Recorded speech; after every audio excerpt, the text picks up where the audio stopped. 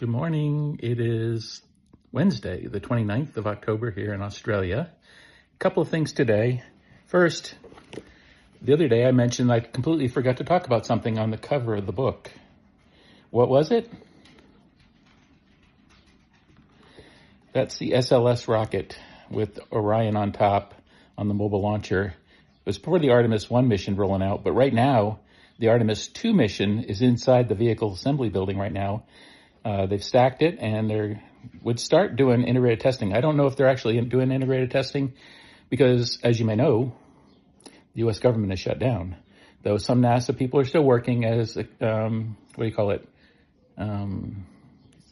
essential. Thank you, Tam. Essential employees. But Artemis 2 probably will roll out in the spring, March, April. I don't have any internal insight. I'm not in the know anymore because I retired in 2019, just from, they finished stacking about this month or last month, and how much testing they normally do in the VAB. It'd probably be in the spring. I don't see any major issues with Artemis 2. However, I want to talk about Artemis 3. Artemis 2 is going to send humans around the moon, but not land. In a distant retrograde orbit, it'll be the farthest out humanity has ever gone from the Earth. So that's kind of exciting, but they won't actually land on the moon. Artemis 3 will. Maybe. And I say that because I watched a show on China.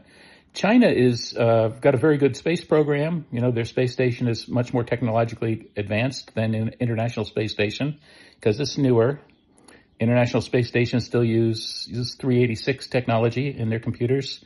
This is a more modern space station. So they have a plan to land humans on the moon, and I think they're going to get there before NASA.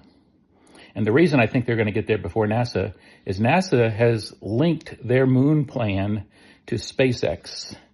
And so there's some issues with that. One, the Starship has to be ready, and the lunar lander version of Starship has to be ready. And they have to refuel in orbit, something that's never been done before and nobody has ever done. Not NASA, not anybody. They haven't worked out the technical details of transferring propellant on orbit. We have to have a depot in orbit that has to be fueled with so many number of flights.